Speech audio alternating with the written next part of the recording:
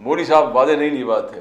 15 Let's lakh. ask Mr. Abhishek Mishra. Yes, yes, yes. Let's ask. We've got our old Abhishek friend. Tripathi I'm told it is Abhishek Mishra, sir. Okay, okay. Our old friend Abhishek Mishra. Lovely to have him with us. Abhishek Mishra ji, namaskar. नमस्कार। How are you, sir? How are you? How are you? क्या जरा थके हुए लग रहे हैं sir? क्या हो गया? बहुत बहुत काम कर रहे हैं लग रहा है। ट्रैवलिंग में हूँ, अभी दिल्ली पहुंचा हूँ ट्रैवलिंग में। अच्छा, दिल्ली पहुंचे। Wonderful. He's whining and dining with the top people of this industry, whether Fantastic. politics or business. Fantastic, really and truly fantastic. Sir Rahul Gandhi ji कहते हैं I am Rahul Gandhi, I am not Narendra Modi, मैं अपने वादे निभाता हूं, ऐसा राहुल गांधी जी कहते हैं। लोग क्या इस बात को मानेंगे अभिषेक मिश्रा जी? नहीं, उन्होंने एक वादा किया था कि उनके लिए सत्ता जहर है, तो राजनीति को जहर बनाना का जो वादा उन्होंने पूरा किया। उन्होंने देश के खिलाफ, देश के विकास के खिलाफ, देश की अखंडता के खिलाफ, देश की एकता के खिलाफ इतना जहर फैलाया है कि जो जयपुर अधिवेशन में जब वो उपाध्यक्ष बनाए जा रहे थे और तब उन्होंने बयान दिया था कि for me power is poison, वो सिर्फ जहर, he wants to make everything poisonous. तो राहुल गांधी निश्चित वादा निभा रहे हैं, देश में जहर फैला रहे हैं, विश्व में जाके भारत के खिलाफ जहर फैला रहे हैं। हर जगह देश में केवल बंटवारा, कभी ओबीसी सेंसस के नाम पे, कभी साउथ इंडिया नॉर्थ इंडिया के नाम पे। तो राहुल गांधी एक जहरीला व्यक्ति है और जहर फैलाने का वादा जो उन्होंने उपाध्यक्ष बनते वक्त लिया था वो पूर्ण कर रहे हैं। क्या बात है सर। अभिषेक जी, सर एक second, just an aside, I don't know whether you would like to comment on this at all, पता नहीं आप इस पे कमेंट करेंगे कि नहीं करेंगे। राहुल गांधी जी सुनने में आया है कि थोड़ी देर के लिए उज्बेकिस्तान गए थे, उसके बारे में कोई खबर है आपको? He had gone to Uzbekistan for a short while and then he came back. इसका कुछ जॉर्ज सोरोस साहब से कुछ लेना देना है क्या? मतलब क्या है कुछ, या कुछ और है वहां पे जो जिस विषय के बारे में हमें मालूम नहीं है? आप जिस तरीके से हंस रहे हैं शायद आपको मालूम हो। देखिए, कभी कभार ये व्यक्ति गुप्त रूप से थाईलैंड जाते हैं जी, कभी इटली पहुंच जाते हैं, कभी अन्य देश जाते हैं, उसमें उज्बेकिस्तान भी गए हैं। अब ये गुप्त ट्रिप्स जो इनके होते हैं उसमें राष्ट्रद्रोह तो होता ही है। तो जॉर्ज सोरोस ही नहीं, उसके साथ साथ एक इंटरनेशनल लेफ्टिस्ट एक गैंग है जो उनको सिखा रहा है कि नॉर्थ इंडिया साउथ इंडिया तोड़िए, चाइना को मजबूत कीजिए, नॉर्थ ईस्ट चाइना को दीजिए और हम आपको सत्ता कुछ पार्ट का दिलाएंगे। तो इस गंदे देशद्रोही ट्रेनिंग तो ये लेते रहते हैं, इसलिए इनको लेनिन की तरह सिखाया जाता है कि तुम दिन रात कैपिटलिस्ट क्लास के खिलाफ बोलो। जैसे लेनिन को सिखाया जाता था कि दिन रात सिर्फ बोलते रहो गरीब गरीब गरीब गरीब, अमीर को मारो अमीर को मारो। इन्होंने भी सीख लिया है। और जिस तरह से लेनिन को वर्ल्ड वॉर 1 में जर्मनी ही ले गई थी कि भाई जाके तू क्रांति कर, कुछ देश को कमजोर कर, जार को मार, तो वैसा ही ये एक छोटा लेनिन, छोटा नकली क्रांति करने वाला देशद्रोही धर्म विरोधी व्यक्ति है ये राहुल गांधी। इस वक्त पूरे एशिया में सबसे डेंजरस पर्सन कोई है तो वो राहुल गांधी है।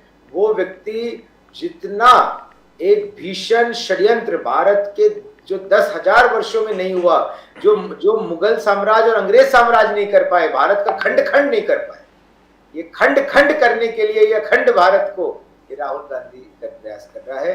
अच्छा, वो विदेश जाता है, उसके 2-3 कारण है। कुछ कारण मैं अभी टीवी पे बोल सकता हूँ आपके चैनल पे, जिस जी बोलिए सर प्लीज। और कुछ कारण ऐसे हैं जो मैं बोल नहीं सकता, ये मुस्कुरा सकता हूँ और कुछ व्यूअर्स समझ सकते हैं कि थाईलैंड हो, उज्बेक हो, उसमें कुछ लोग अन्य कारणों से भी जाते हैं, तो वो कारण समझदार लोग समझेंगे जी, वो मैं बोल नहीं सकता, हमें मर्यादा रखनी है जी। प्रवक्ता अभिषेक मिश्रा जी, आप समझे कि नहीं जी सर? मित्रकाल सर सब समझ रहे हैं सर, ये बाल धूप में सफेद नहीं हुए सर। मित्रकाल से आजादी, बेरोजगारी से आजादी, जुमले से आजादी, 2 करोड़ नौकरियां मोदी साहब ने प्रॉमिस, राहुल गांधी जी का कहना। और मल्लिकार्जुन खड़गे साहब इसको बहुत, जिधर जिधर कैंपेन हो रहे हैं मल्लिकार्जुन साहब सबसे ज्यादा चिल्ला, 2 करोड़ नौकरियां मोदी जी ने बोले थे, प्राइस राइज कंट्रोल करेंगे बोले थे, 15 लाख देंगे बोले थे, इन्फ्लेशन कंट्रोल करेंगे बोले थे, फार्मर्स डबल इनकम बोले थे। तो राहुल गांधी जी का एक्सटेंशन जो है ना कि मैं मोदी साहब नहीं हूं, मैं राहुल गांधी हूं, मैं ऐसे वादे नहीं करता, दैट इज व्हाट। तो अल्टीमेटली ये मित्रकाल में आप जानते हो कांग्रेस किसको टारगेट कर रहे हैं, बोलने की जरूरत नहीं है।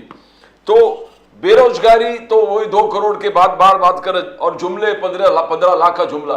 तो इज इट आज पांचों स्टेट में कांग्रेस का यही कैंपेन है कि मोदी जी झूठ बोले, मोदी जी एम्प्लॉयमेंट में झूठ बोले, हर चीज में। How are you going to counter 5 states sir? Abhishek Mishra ji, देखिए, एक गरीब घर से उठ के मोदी जी ने इंदिरा गांधी, राजीव गांधी, जवाहरलाल नेहरू की नीतियों का विरोध करते हुए भारतीय जनता पार्टी की पूर्ण बहुमत से सत्ता में आई। आज पूरा विश्व जानता है कि जवाहरलाल, इंदिरा गांधी, राजीव गांधी का जो सोशलिस्ट एक्सपेरिमेंट था, फेलियर था। उस एक्सपेरिमेंट के कारण ही भारत पिछड़ गया, विश्व स्तर पे इकोनॉमिकली पिछड़ गया, अन्य पैरामीटर्स में पिछड़ गया, टेक्नोलॉजी में पिछड़ गया। मैं आपको एक डेटा देता हूँ। आज वियतनाम का जो ग्लोबल एक्सपोर्ट है ऑफ हाई एंड टेक्नोलॉजी, वो है $101 बिलियन, और भारत का है सिर्फ $26 बिलियन। वियतनाम की जो जनसंख्या है वो around 7 CR, around 7 to 8 CR है, 7-8 करोड़ लोग हैं वहाँ। और इस छोटी आबादी से वो $101 बिलियन का हाई टेक्नोलॉजी एक्सपोर्ट कर पा रहे हैं। तो क्या हुआ, स्ट्रक्चरली जो नेहरू, इंदिरा, राजीव गांधी का जो फ्लॉड प्लानिंग था, सोशलिस्ट प्लानिंग, उस कारण हम पिछड़ गए। अब मोदी जी, अटल जी, इन सब ने जो है देश को फिर से सही ट्रैक पे लाया है, इस देश को। लेकिन बड़ी आबादी है तो उसमें समय लग रहा है। मोदी जी पूरा प्रयास कर रहे हैं, वाजपेयी जी ने भी प्रयास किया था।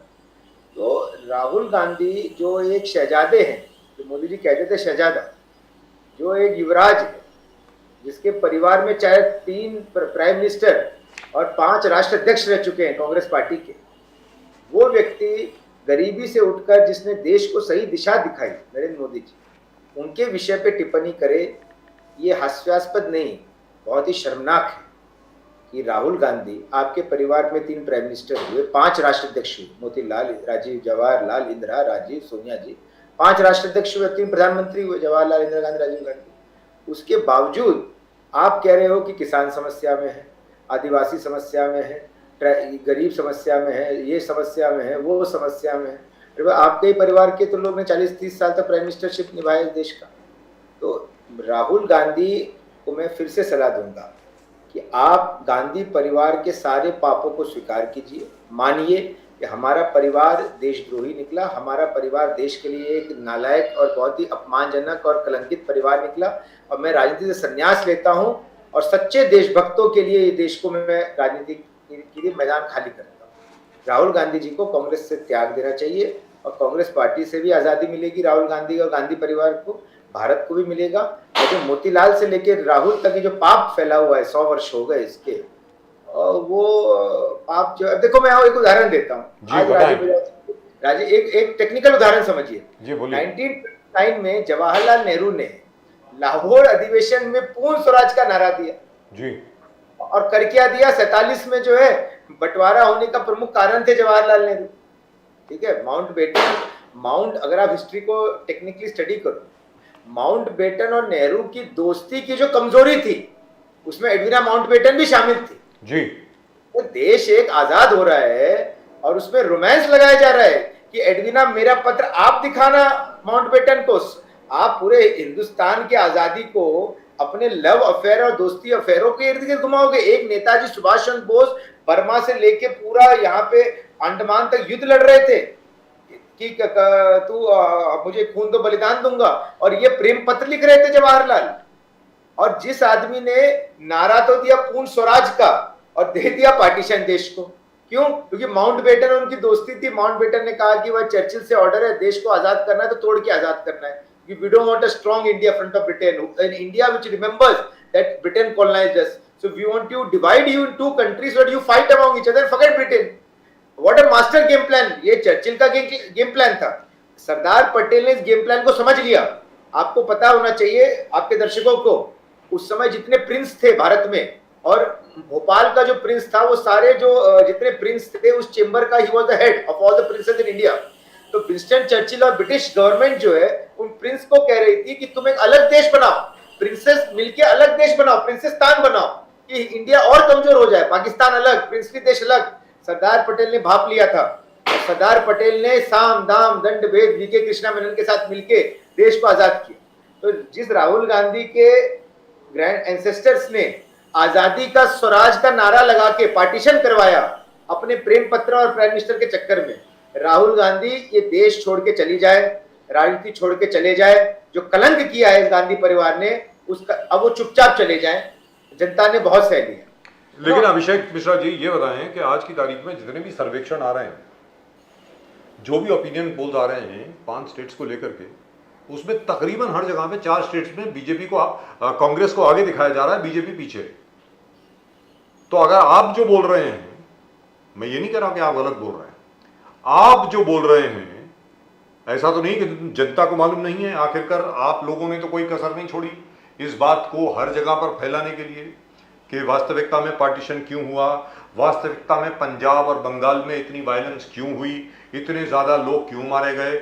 और तो और छोड़िए, एक चीज़ आप बताना भी भूल गए कि पार्टीशन के बाद सर क्लॉड ऑकिनलेक जो यहाँ के आर्मी चीफ थे, उन्होंने कहा था भाई we will need to use the air force to control the violence over there and if they had just done a few sorties. मैं बता रहा हूँ पंजाब में जो करोड़ों लोग मरे, including some of my own ancestors, बहुत लोग बच जाते। पंडित जी ने कहा no we will not use the air force against our own population, which I think was a very strange thing. तो फिर भी लोग अभी भी कांग्रेस को वोट क्यों दे रहे हैं सर, ये बताएं। हिमाचल प्रदेश में दिया, कर्नाटक में दिया, अब जो सर्वेक्षण आ रहे हैं वो कहते हैं मध्य प्रदेश में भी कांग्रेस आ गया, राजस्थान में भी आ गए, छत्तीसगढ़ में भी आ गए, तेलंगाना में भी आ गए। अभिषेक मिश्रा जी देखिए, बात समझिए कि कांग्रेस पार्टी ने आज़ादी से पहले से देश के साथ गद्दारी और छल किया है। और आप स्वयं इस बात को एहसास कीजिए कि बंटवारा करवाने के बाद भी जवाहरलाल 3 चुनाव जीत गए इस देश जी। एडविना माउंटबेटन के साथ रोमांस करके देश को बंटवारे में ढकेल के, मिसमैनेज करके पार्टीशन को, करोड़ों लोग को मरवा के, उसके बाद भी वो नेशनल हीरो बन के रहे। लोग पूछते थे कि आफ्टर नेहरू हु। यस। तो छल करना, जनता के मन में भ्रम पैदा करना और ये फील कराना कि कांग्रेस पार्टी जो है एक विकल्प अच्छा है, ये कांग्रेस पार्टी ने आज़ादी के टाइम से ही उन्हें सीख रखा है। तो अगर कुछ राज्यों में वो छल कर पाते हैं, जनता को भ्रमित कर पाते हैं, तो उसमें उनके लगभग 100 वर्षों की महारत हासिल है उस पार्टी की। देखिए, जिस पार्टी ने, मैं तो मानता हूं आजादी मूवमेंट में नेताजी सुभाष चंद्र बोस से बड़ा व्यक्ति कोई नहीं था। उस समय हिस्टोरिकल रिकॉर्ड्स पढ़िए, महात्मा गांधी, नेहरू जी, पटेल जी एक तरफ, और नेताजी सुभाष चंद्र बोस को 1930s के टाइम में पूरा हिंदुस्तान नजर से देखता था कि यही शेर है, ये मुझे आजादी दिलाएगा। सुभाष चंद्र बोस ने गांधी जी को कहा था, गांधी जी ये जो अहिंसा की बातें हम पे लागू होते हैं क्या, अंग्रेजों को सिखाओ ना एक बार अंग्रेज हमें ना मारे, सिखाओ ना अंग्रेजों को अहिंसा, हम पे अहिंसा हो, हम पे लागू करोगे क्या सारा अहिंसा। वो शेर आदमी सुभाष चंद्र बोस को जिस कांग्रेस पार्टी ने कांग्रेस पार्टी से आउट करवा, तो इस कांग्रेस पार्टी का इवल ब्रेन का अंदाजा बजाजी आप नहीं लगा सकते। ठीक है, जिस कांग्रेस पार्टी ने बाद में सरदार पटेल जिनको इस्तेमाल किया पहले संगठन मजबूत करने के लिए और लास्ट में नेहरू जी को आगे कर दिया, तो जिसने सुभाष चंद्र बोस और सरदार पटेल को ठग लिया, जिस कांग्रेस पार्टी ने छल किया, उस कांग्रेस पार्टी हमारी देश की भोली हुई जनता को भी छल सकती है। मैं आपके चैनल से गुजारिश करूंगा कि हमारी देश की जनता, हमारी जो प्यारी जनता है, कि आप कांग्रेस पार्टी समाप्त हो जानी चाहिए। ये महात्मा गांधी का रिक्वेस्ट था। अगर महात्मा गांधी की कोई आखिरी इच्छा थी, इस कांग्रेस पार्टी को समाप्त कर दो। That's what he said. He did. There's no doubt about that. There is no debate on that, Pradeep ji. आप राष्ट्रपिता महात्मा गांधी की एक चीज को मान लीजिए, कांग्रेस पार्टी को खत्म कीजिए, छल में मत आइए। अरे बाकी सब चीजें तो मानी नहीं, ये कैसे मानेंगे? मिश्रा जी, अब मगर आप देखो कांग्रेस किस प्रकार से राहुल गांधी को प्रोजेक्ट कर रहे हैं। बोले कि लोग राहुल गांधी वो किसानों के साथ खेत में दिख रहे हैं, वो फर्नीचर मार्केट में विश्वकर्मा जो अपने कार्यकर्ता हैं उनके साथ बैठ के फर्नीचर के बारे में डिस्कस करते हैं, वो ट्रकर्स के साथ बैठकर ट्रक चला के उनके वेदना को समझने की कोशिश कर रहे हैं, वो लद्दाख में मोटरसाइकिल में चलता है और वहां के लद्दाख के लोगों को खेत में रुक के उनसे बात करके उनके समस्या को जानने की कोशिश कर रहा है। तो कूली इसके साथ सामान उठाकर वो कूली के दुख दर्द को समझना चाहते हैं कि बोले कि Rahul Gandhi ji people to people में political leaders to people direct touch कर रहे हैं, जहां मोदी जी किससे नहीं मिल रहे। Modi ji meetings, public meetings करते हैं, अनबीटेबल है, बट जो लोगों से डायरेक्ट जाके उनकी वेदना समझना, उनकी तकलीफें समझना, वो जो राहुल गांधी जी कर रहे हैं वो ही उनको प्राइम मिनिस्टर बनाएंगे 2024 में, कांग्रेस का कहना है। How do you see that Abhishek Mishra ji? Why is there no people to people touch when Modi साहब इज कंसर्न? सी, आपको प्रदीप जी एक बात को समझना चाहिए। एक नेटवेस्ट ट्रॉफी हुआ था इंग्लैंड में, और राहुल गांधी अपनी कोई कोलंबिया की गर्लफ्रेंड थी, वो उसके जो पापा थे वो ड्रग लॉर्ड थे कोलंबिया में, वो गर्लफ्रेंड के साथ वो मैच एंजॉय कर रहे थे और वीडियोस उस टाइम, फोटोज सब जगह आया था। तो राहुल गांधी ने, वो एक एलिटिस्ट, बहुत ही एलिटिस्ट और बहुत ही लग्जूरियस लाइफ जीने वाले व्यक्ति हैं। कभी भी नरेंद्र मोदी से कंपेयर करना एज ए जर्नलिस्ट आपकी गलती है। जो आदमी ने मुख्यमंत्री बनने से पहले किसी सरकारी पोस्ट तक जिसके पास नहीं था, ठीक है, 50-51 वर्षों तक जिसने गरीबी और संघर्ष ही देखा था, और जो राहुल गांधी जन्म के दिन से ही प्राइम मिनिस्टर का घर था उसके पास, और जिनकी माँ मोदी जी की माता जी मतलब बहुत गरीबी के काम करके घर पालती थी, और इनकी जो माता सोनिया जी इटली से आई थी और एक राउंड सेलिब्रिटी, मतलब एक सोशलाइट थी दिल्ली की। तो मोदी जी राहुल जी में कंपैरिजन करके, Nambiar ji, you are doing injustice towards humanity, ठीक है। प्राइम मिनिस्टर के घर में पैदा हुआ इंसान और एक गरीब घर में पैदा हुआ इंसान, अति गरीब, गरीब नहीं अति गरीब, उनके लाइफ स्ट्रगल को कंपेयर मत कीजिए।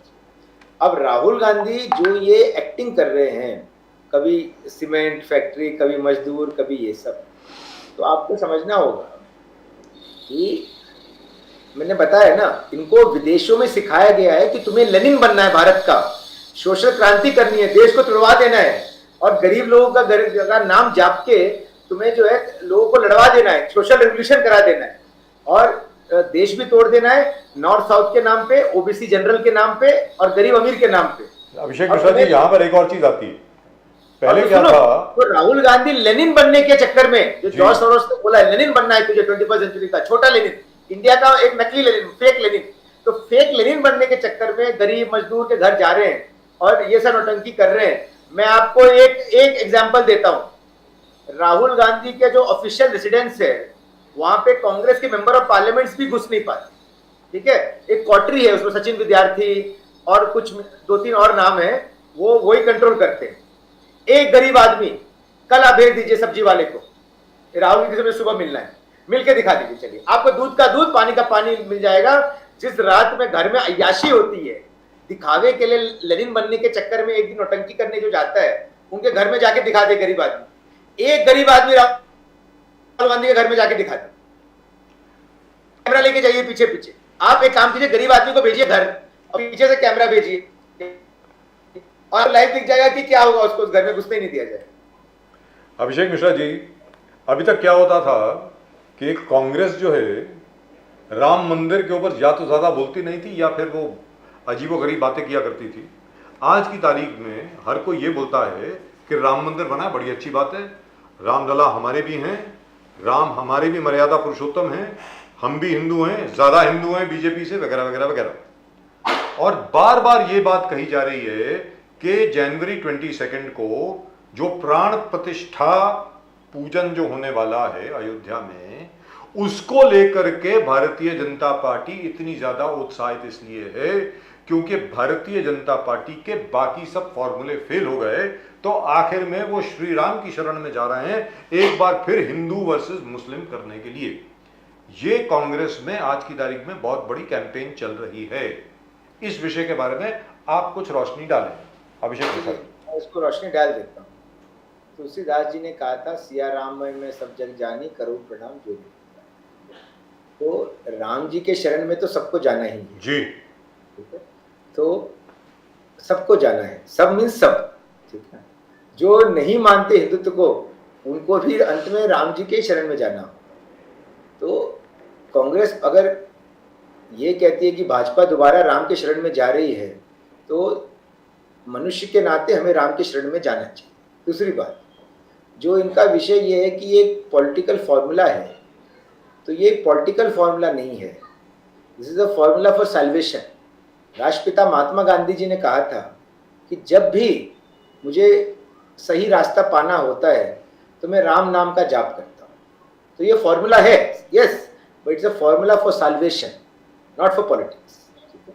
तीसरा, भारतीय जनता पार्टी एक एज अ पॉलिटिकल पार्टी, उसके पास एक अपनी सफलता अचीवमेंट दिखाने का बहुत ही लार्ज आज एक स्ट्रेंथ है, बैकबोन है। स्टेट्स में, सेंटर में डेवलपमेंट प्रोग्राम्स हैं, हमारे सक्सेसफुल लीडर्स हैं। तो स्पिरिचुअल डेटी एक हमारे जो आदर्श हैं भगवान श्री राम, उनका प्रयोग नहीं किया जा सकता राजनीति या इलेक्शन जीतने। वो एक इटर्नल सत्य हैं, उनके शरण में जाना ही है, और वो सेल्वेशन का फॉर्मूला है। तो वो राजनीति का विषय ही नहीं है, वो इंसान, मनुष्य और उसकी आत्मा और परमात्मा से जुड़ना, वो उसका विषय है। और जितना जल्दी कांग्रेस पार्टी भी जुड़ जाए, अपनी आत्मा को परमात्मा से जोड़ दे, भोग विलास, कांग्रेस पार्टी ने जो कल्चर बना लिया था कि पॉलिटिक्स मीन्स एंजॉयमेंट, भोग और विलास, ठीक है, उसको हटके माया नहीं राम को पाए, नहीं तो इनका वही हो जाएगा, ना माया मिली ना राम इनका वो हाल हो जाएगा। लेकिन तो कृष्ण जन्मस्थान और काशी विश्वनाथ पे भी अब काम हो रहा है, और काशी में तो जो रिपोर्ट्स आ रही हैं तो वहाँ कायाकल्प हो गई है बिल्कुल काशी विश्वनाथ मंदिर के आसपास। और अभी जो वो तो खैर कोर्ट का मसला है, देखते हैं क्या होता है उसमें, लेकिन I don't think there should be any problem, क्योंकि भाई जहां पर सबसे पहला ज्योतिर्लिंग जहां पर प्रकट हुआ वो काशी विश्वनाथ मंदिर नहीं है, वो ज्ञान व्यापी मस्जिद कैसे हो सकती है, ये मेरे दिमाग के अंदर घुसता नहीं है, शायद लोगों के दिमाग में घुसता होगा, मुझे मालूम नहीं है। और जो कृष्ण जन्म स्थान है, अरे ऊपर ईदगाह है, वो नीचे उग्रसेन का जो वो कंस का जो नीचे जेल था वो है। आज भी अरे ईदगाह का जो ग्राउंड वाटर है और लैंड टैक्स जो है वो श्री कृष्ण जन्मस्थान ट्रस्ट देता है, तो वहां पे क्या कंट्रोवर्सी मुझे मालूम नहीं है। आपको क्या लगता है अभिषेक मिश्रा जी कि ये काशी विश्वनाथ और कृष्ण जन्मस्थान कब तक रिजॉल्व हो जाएगा, क्या समझते हैं आप? देखिए, कोर्ट जजमेंट पे तो मैं नहीं बोल सकता कब तक रिजॉल्व हो, लेकिन जो जनता की भावना है, भारत के समाज की जो भावना है, उसको देखते हुए तो मुझे शीघ्र लगता है कि प्रभु का आशीर्वाद होगा और जनता की इच्छा पूरी होगी। और जहाँ तक राहुल गांधी और सोनिया गांधी जी का विषय है, तो उनके करीबी ने कहा था कि they think first in their foreign native language, जो उनकी भाषा है इटली की, Italian, and then Rahul Sonia ji के लिए कि वो इटालियन में सोचते हैं, फिर वो इंग्लिश हिंदी में मेंटली ट्रांसलेट करते हैं।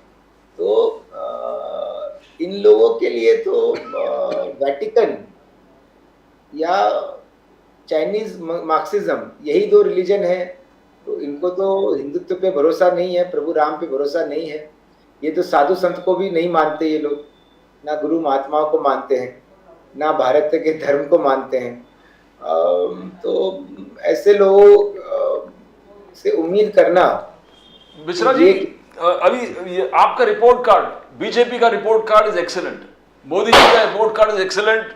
नारी शक्ति वंदन अधिनियम, 5th biggest economy, 126 lakh crore digital payment, Ram मंदिर, 1 rank 1 pension, 1 nation 1 tax, article 370-35 से लेके सर्जिकल स्ट्राइक, बालाकोट स्ट्राइक, और हर घर नल से जल, और हर घर में शौचालय, किसान पीएम। तो आप मोदी साहब का रिपोर्ट एकदम जबरदस्त है। मगर जब कांग्रेस बोलता है कि जब मनमोहन सिंह 2013 में सरकार छोड़ा, तब US dollar was around 57 rupees, 56 to 57 rupees. आज यूएस डॉलर 83, 84 जो भी है, 80s पार कर दिया है।